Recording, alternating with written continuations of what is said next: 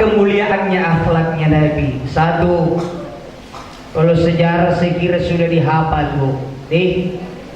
Nabi yang lahir sudah yatim, tidak ada bapaknya, meninggal waktu Nabi baru 6 bulan. Ibunya umur 17 tahun sudah ditinggal suami, dan suaminya meninggal tidak di rumahnya Nabi tak. Dalam perjalanan dari Syam antara Madinah Mekah, Abdullah meninggal sakit, tinggal SMS yang datang, Aminah, meninggal suamimu dan sudah dikubur. Aminah hanya mampu menangis sambil berkata, sakitnya tuh di sini. Tapi Aminah sabar. Dia berkata, kalau memang itu ujian dari Allah, semoga saya lulus. Saya baca satu riwayat, ketika hamil 8 bulan mau melahirkan, 1 bulan suaminya meninggal. 1 bulan suaminya meninggal. Mengurung dirilah Siti Aminah di dalam kamar, menangis. Ketika menangis, tiba-tiba datang 2 wanita spesial, Siti Asia istrinya Fir'aun dan Siti Maryam ibunya Nabi Isa alaihissalam. Siti Maryam menghibur, kata Maryam, nak sabar. Dibilang sabar bagaimana, Nek? Saya ini mau melahirkan, suamiku tidak ada. Kata Siti Maryam, sabar. Engkau tidak punya suami, tapi masih banyak yang sayang kepadamu. Saya dulu mengalami nasib yang sama, tapi saya dimusuhi dan dikucilkan. Sabar, yang kau kandung itu adalah manusia yang mulia di mata Allah, seperti anakku dulu, Isa ibnu Maryam. Jadi Aminah masih kecil, bayinya dalam perut sudah dihibur oleh orang-orang yang mulia. Siapa itu? Siti Asia, istrinya Fir'aun, ibu kandung, ibu angkatnya Nabi Musa. Itu Asia tidak pernah mempersekutukan Allah, padahal suaminya mengaku Tuhan. Setiap mau Fir'aun mau berhubungan istrinya, Allah mengutus jin menyerupai mukanya Siti Asia, sehingga dia berhubungan dengan jin yang mirip Asia, bukan Asia yang sesungguhnya. Jadi itu mulia. Ada beberapa wanita mulia nanti kita ketemu di dalam sorga. Siti Maryam, Siti Asia, Khadijah, Hawa, Sarah istrinya Nabi Ibrahim.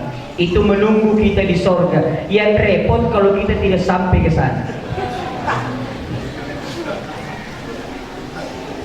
Jamaah yang dimuliakan Allah, modal pertama Rasul berhasil, beliau memiliki sifat yang jujur luar biasa.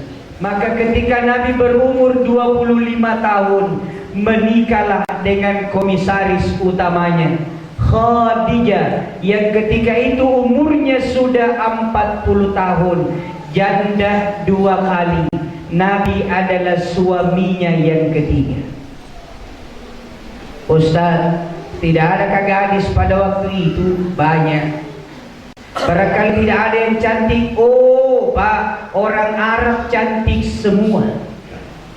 Kalau 10 orang Arab lewat, 12 yang cantik. Kalau kita dipakai kan tidak satu yang lewat, tidak ada yang cantik di tempat lain. Kenapa Nabi pilih Khadijah? Karena Khadijah wanita yang spesial. Di Arab ketika itu Ka'bah dikelilingi berhala, Khadijah tidak ikut-ikutan menyembah berhala. Di Arab hobinya orang berjudi, Khadijah tidak ikut mendirikan perjudian, padahal keuntungannya banyak, dia orang kaya, tidak ikut. Orang suka minum minuman keras, Khadijah jangankan minum, menjual pun tidak. Ketika itu wanita diperjualbelikan, Khadijah tidak ikut diperjualbelikan. Ibu, pamoporang ibu, waktu itu wanita murah harganya, dipajang di pinggir-pinggir jalan. Itu pekerjaannya suami ketemu di pinggir jalan, satu di perbincangannya wanita, begitu karang nanti malam. Itu waktu itu wanita lebih ramai diperjualbelikan daripada batu cincin di Bangkok.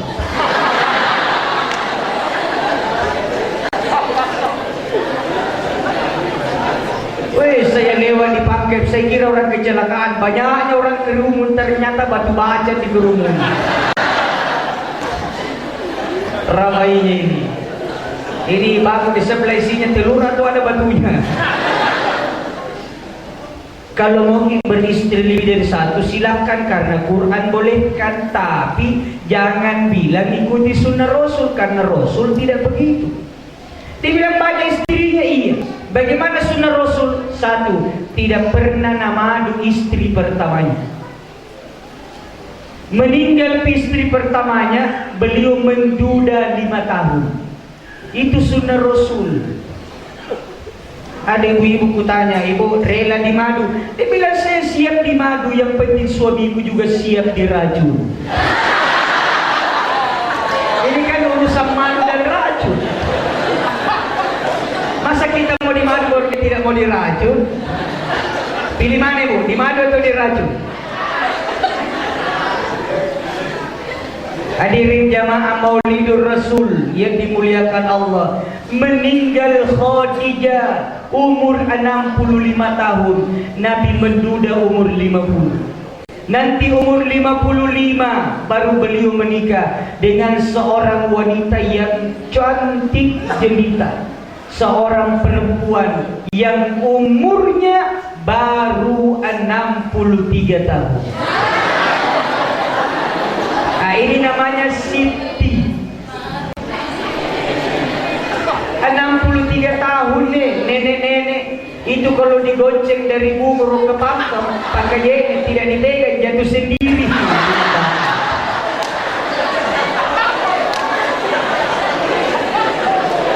Mana goncengan? Astagfirullah, ukur kerja batang. Ini perempuan nenek-nenek datang menangis kepada Rasul, ya Rasulullah, meninggal suamiku. Di mana? Medan perang, jihad. Anak tak? Tidak ada. Jadi siapa yang ngurus ki? Sendiri. Masih bisa angkut air? Tidak bisa, Pak. Masih bisa masak? Tahu terbakar. Kata Nabi, tunggu. Nabi undang semua sahabat datang. Begitu sahabat datang, kata Nabi, ada berita gembira. Ada yang mau masuk surga, semua angkat tangan. Ini ada nenek-nenek sendiri, tidak ada yang ngurus. Bahaya kalau sendiri urus dirinya. Siapa yang mau ambil nenek ini sebagai istri? Semua baku kopi. Dia bilang parutusan. Kalau dinikahi ini pekerjaan tak tambah, setiap hari antar ke puskesmas tes kolesterol, tes gula darah. Tidak ada yang angkat tangan. Kata Nabi, kalau tidak ada yang berminat, saya angkat beliau menjadi ketua Dharma Wanita, ketua Bayangkari, ketua Persib Kartika Chandra Kirana. Ayo. Jadi kalau mau ikuti sunnah Nabi, pemerintah Kabupaten Pangkep akan bersyukur sama kita, karena pasti tidak ada nenek-nenek pengemis di jalan. Ambil kita satu-satu tak. Itu sunnah Nabi. Jadi yang menikah lebih dari satu tidak usah bilang sunnah Nabi, tapi tidak salah karena Quran bolehkan selama mampu adil. Kalau tidak bisa adil, fa in lam ta'dilu fawahidah, satu saja. Ibu-ibu setuju? Bapak-bapak tidak setuju? Pulang Pak baru berdengar kita. Adik-adik, kalau sholatlah yang ikhlas.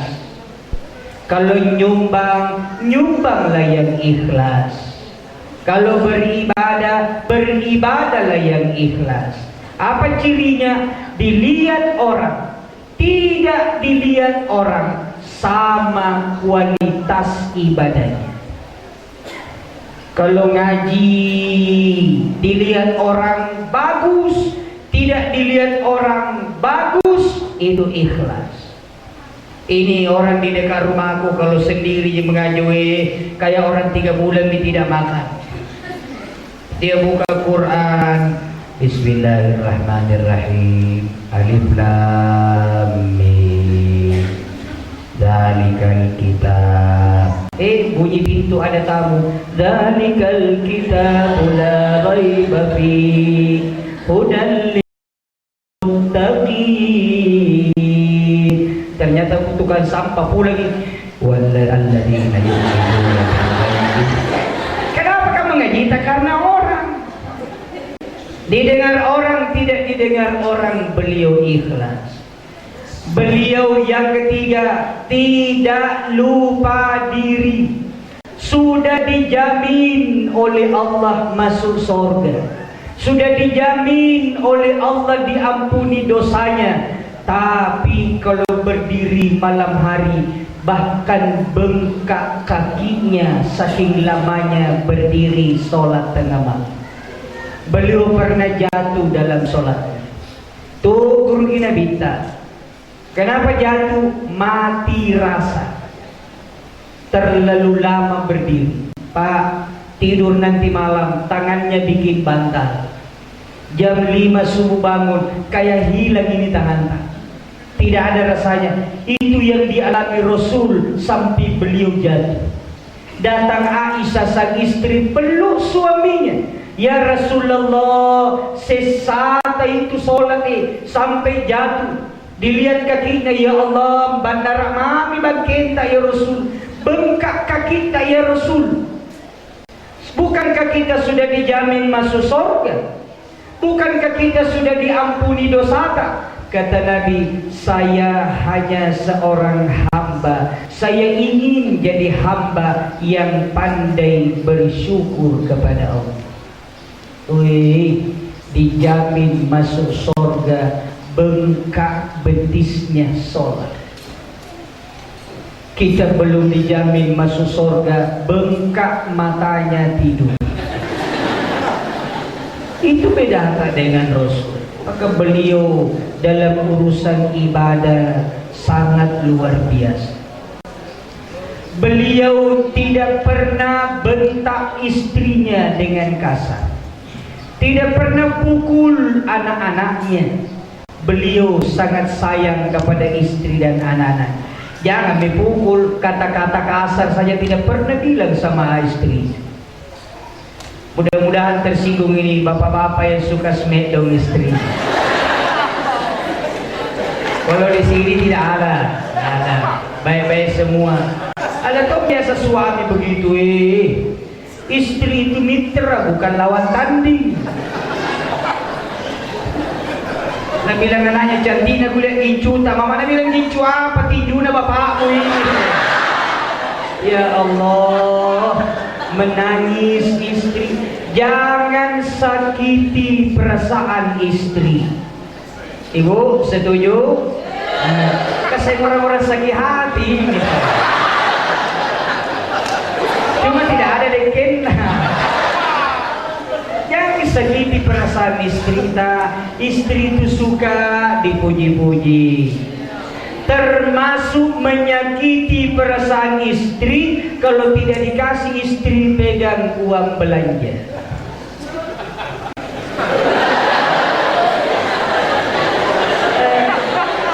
Sesana istriku dong. Ada penjual sayur, ada penjual ikan, tetangga beli. Ibu, belum pagi kita beli, nah bilang belum pulang bapak nah, weh, malunya. Sakit itu perasaannya. Di sini lagi sakitnya. Jadi bapak-bapak tidak usah kita yang pegang uang, cari maki saja uang, kasih istri, tidak usah khawatir nalak busi itu. Jangan sampai kita bilang susah nak habisi. Itu ibu kalau pegang uang, jangan maki khawatir Pak. Pokoknya Ibu yang baik adalah suami menyangka capuk nih doi kah, ternyata masih ada. Jangan sebaliknya suami mengira ada, ternyata habis. Suami duduk murung di ruang tamu. Kenapa kita tanggal 20 dah ada mau kubayar, belum gajian. Istri bilang berapa? Ya mau tanya ke dia juga ditanya, tambah susah juga. Iya berapa? Kurang lebih 1 juta. Kata istri, jangan pusing, ada jiwa. Dari mana? Tabungan. Saya kan selalu kasih uang pas. Iya, tapi selalu saya sisihkan sebahagia untuk jaga-jaga yang begini. Itu istri yang baik. Suami pengertian, istri juga pengertian. Jadi ibu-ibu tidak boleh juga salahkan laki-laki kalau tidak pernah dikasih duit pegang, barangkali dulu pernah dikasih sambaran dibeli. Tidak boleh, aturlah dengan baik. Termasuk hak suami kepada istri, tidak boleh istri seenaknya ambil uang di dompet suami tanpa minta. Pak, setuju? Tidak boleh, harus minta. Kasih orang menderita benci.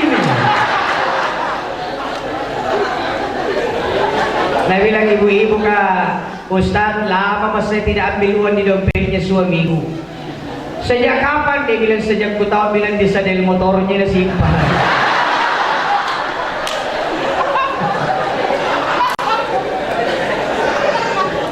Ya Allah, mulianya akhlaknya Rasul. Nabi pernah dibully, bukan di Facebook, bukan di media sosial, tapi di hadapannya. Ada nenek-nenek buta, kebetulan Yahudi.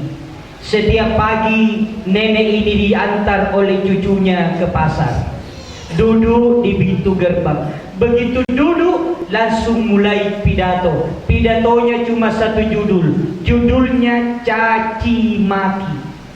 Yang dicaci maki cuma 1 orang, Nabi Muhammad sallallahu alaihi wasallam. Semua ejekan dikeluarkan. Pebote, pabale-bale, pembohong, pendusta, penipu, tukang sihir, semua cacian ditujukan kepada Nabi. Rasul setiap pagi datang ke pasar membawa bubur dari gandum. Nabi suapi dengan tangannya langsung tanpa sendok, dengan penuh keikhlasan dan kesabaran. Sambil disuapi, diomeli topi. Coba makan dulu nih, ya. Pebote, pabale-bale, disuapi lagi. Bayangkan bagaimana perasaan. Sudah diomeli, kita suapi, dan dia tidak lihat karena orangnya buta. Sampai suatu saat Nabi wafat. Seminggu Nabi wafat, seminggu tidak ada yang bawakan bubur. Minggu kedua datanglah Abu Bakar ke rumah anaknya yang juga istri Rasul, Aisyah. Sudah 2 minggu kekasihku berpulang. Masih adakah perbuatan Nabi yang baik yang saya belum contohkan? Kata Aisyah, masih ada 1 Pak. Ada nenek tua buta Yahudi di pasar, suamiku selalu bawakan bubur setiap pagi. Kalau begitu bikinkan saya bubur, saya bawakan. Besok Abu Bakar datang, masih jauh. Oh iya Rodine, kenapa mulutnya goyang-goyang? Jangan-jangan sudah ada yang kasih makan. Begitu mendekat, astagfirullah, bukan orang makan, dia marah, ngomel, caci maki. Dan yang dia caci maki adalah orang yang sudah meninggal, Nabi Muhammad sallallahu alaihi wasallam. Kata Abu Bakar, ya Allah, hebatnya ini kekasihku Rasul. Ini pengen dia kasih makan baru dicaci maki. Coba saya kutape ini orang. Abu Bakar bilang, sabar. Lalu dia datang, Nek. Disuapinya nenek dengan tangannya. Pesannya Aisyah. Begitu disuapi, baru satu suap, nenek ini muntahkan keluar. Kata Abu Bakar, kenapa dimuntahkan, Nek? Dibilang, bukan kau yang sering nyuapin saya. Dari mana nenek tahu? Oh, saya kata nenek, saya kan masih punya perasaan. Mengaku tahu ada perasaan. Saya tidak bisa bayangkan nih, orang sudah caci maki tiap hari masih bilang ada perasaan. Dari mana nenek tahu? Itu yang nyuapi saya. Dia ulek-ulek sambil lembut, kemudian disuapi. Biar tidak dikunyah enak jadi telan. Dan saya rasakan keikhlasan hatinya itu yang menyuap. Kau ini tanganmu, caramu kasar. Terus saya rasakan kau tidak ikhlas, lagi marah-marah kau ini. Kata Abu Bakar, nasabi marah-marah karena mulutnya itu ini kasarnya. Ini nenek-nenek sudah tua, rewot, buta, tapi lidahnya pedas, setajam silet. Ya Allah, kata Abu Bakar, betul nek, baru Pak ini hari datang. Kenapa kau yang datang? Mana temanmu? Dia bilang meninggal 2 minggu yang lalu. Menangis nenek ini. Meninggal iya. Kalau itu mina tidak ada bawa ke kubur 2 minggu ini. Kenapa tidak ada yang beritahu saya bilang saya dia meninggal? Tulis di status ke? Woi, ada tong itu orang rajinnya ganti status. Heran saya. Bangun tidur, alhamdulillah pagi yang indah. Mau sarapan, nah bawa dulu tuh sarapan. Menu pagiku hari ini. Mau masuk kamar mandi, boker dulu. Jangan kamu makin terlalu mudah ganti status. Jangan. Hadirin, ini kita tahu siapa yang suapi nenek setiap hari. Saya tidak tahu nah Dewi ibu taka. Kata Abu Bakar, Nek, yang nyuapin nenek tiap hari itu dia nenek caci maki setiap saat. Muhammad bin Abdullah Rasulullah sallallahu alaihi wasallam menangis tambah jadi di nenek, menyesal ternyata yang saya caci maki yang nyuapi saya. Lalu dia mengucapkan 2 kalimat syahadat. Wih, kalau ada tetangga yang jahat, balas dengan kebaikan. Ada yang caci maki ke SMS, kirimi pulsa.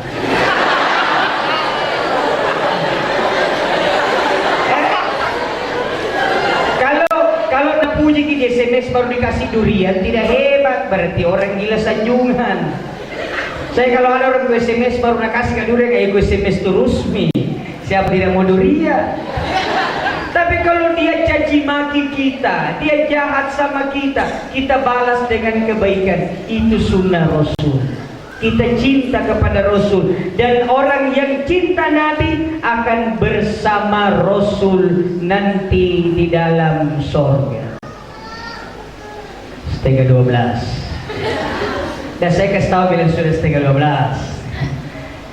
Ya, saya mohon maaf, jam 1 saya ceramah di Polres baru, jadi 1 jam meluncur. Bapak Ibu, Nabi tidak dendam. Makanya mari kita menjadi manusia yang pemaaf. Manusia yang memaafkan kesalahan orang.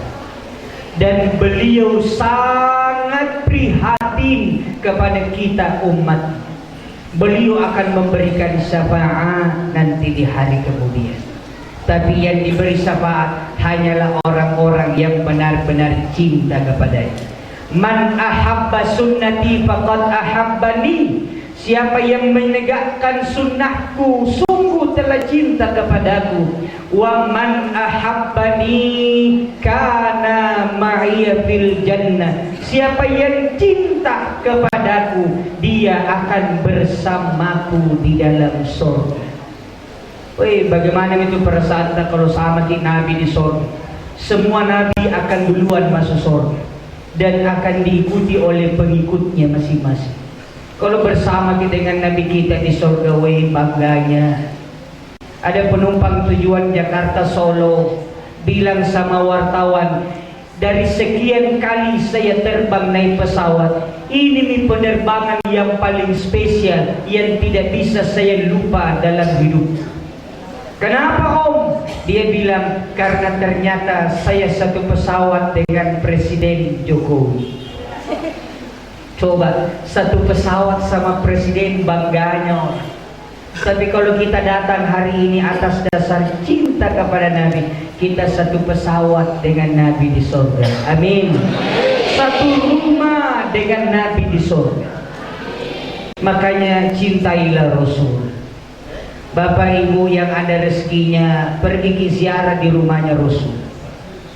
Di Madinah ada rumahnya Rasul, ada masjidnya Rasul namanya Raudah. Di Mekah ada tempat kelahiran Rasul. Yang ada rezeki, kata Nabi, tidak boleh merepotkan diri pergi tinggalkan kampung kecuali ketiga tempat. Yang mana itu? Mekah, Madinah, Palestina.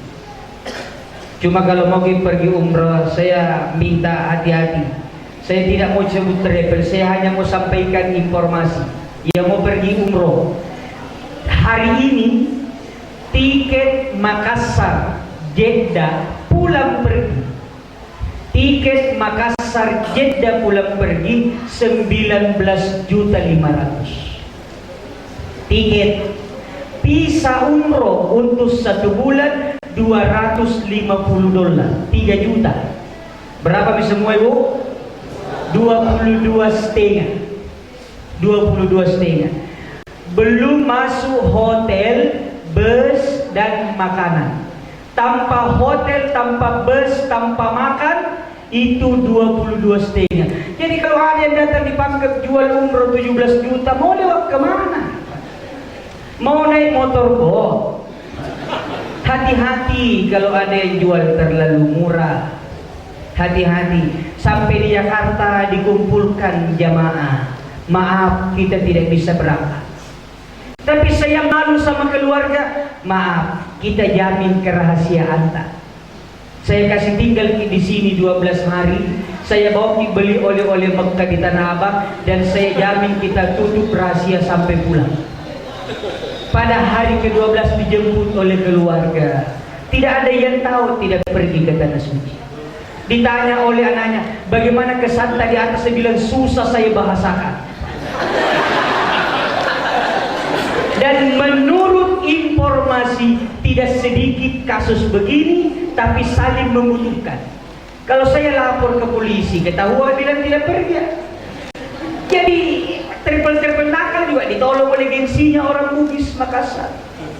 Maka kalau mau aman, jangan beli yang tidak masuk akal. Masa pergi Jakarta beli tiket 300.000? Kan tidak mungkin. Dan kita orang cerdas semua, hati-hati dengan harga yang sangat murah. Nanti aparat lagi yang repot kalau sudah berulang-ulang lapor apa. Jadi lebih bagus cari aman yang kira-kira masuk akal. Banyaknya lebih 500 travel yang ada izinnya. Izinnya gampang. Apa namanya travel tak? Klik di Google, ada izinnya atau tidak. Tidak ada izinnya, apa jadi mami? Tinggal kami mami. Mudah-mudahan informasi ini ada manfaatnya. Selamat kepada keluarga besar SMK Umroh, Kodim, dan seluruh yang terlibat. Insya Allah apa yang kita lakukan ini akan dihargai dengan satu kunci. Kunci ini bertuliskan welcome to surga.